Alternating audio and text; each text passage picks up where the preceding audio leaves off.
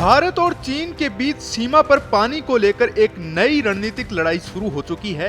हाल ही में खबर आई थी कि चीन ने तिब्बत में यारलुंग त्सांगपो नदी पर दुनिया का सबसे बड़ा हाइड्रो पावर डैम बनाना शुरू कर दिया है। ये वही नदी है जो भारत में आकर सियांग और फिर ब्रह्मपुत्र कहलाती है। चीन के इस कदम के जवाब में भारत ने भी बड़ा कदम उठाया है। डिबांग मल्टीपर्पज प्रोजेक्ट के तहत अरुणाचल प्रदेश में डिबांग नदी पर देश का सबसे ऊंचा बांध बनने जा रहा है।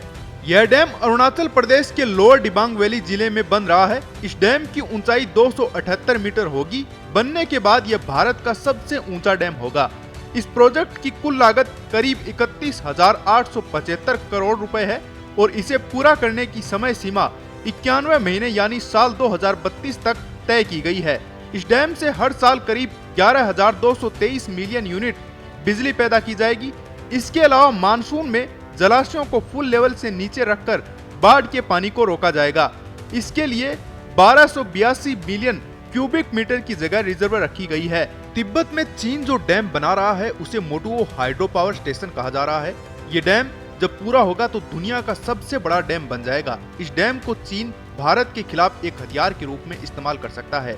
यह प्रोजेक्ट पूरा होने के बाद चीन को यह ताकत मिल जाएगी कि वो भारत की तरफ बहने वाले पानी को रोक भी सकता है और अचानक छोड़ भी सकता है।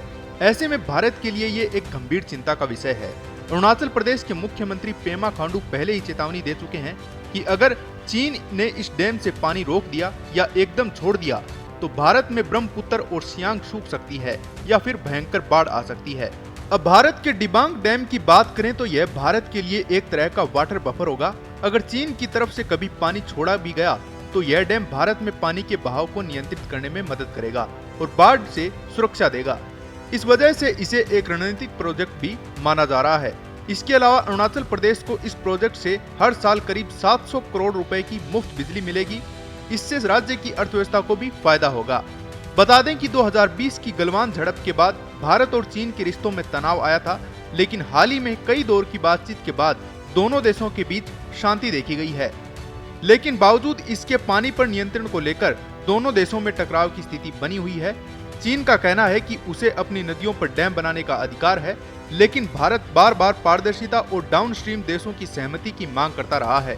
भारत चाहता है कि चीन ऐसी किसी भी परियोजना में एक तरफा फैसला न ले जिससे भारत और बांग्लादेश जैसे देशों को नुकसान हो। ऐसे में डिबांग डैम सिर्फ एक इंफ्रास्ट्रक्चर प्रोजेक्ट नहीं है, बल्कि ये भारत की जल सुरक्षा, ऊर्जा, आत्मनिर्भरता और रणनीतिक मजबूती का प्रतीक बन रहा है।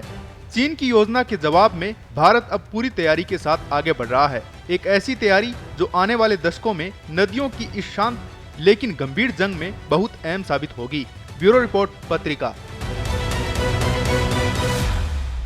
देश दुनिया की ताजा खबरें और वीडियोस के लिए अभी डाउनलोड करें पत्रिका ऐप।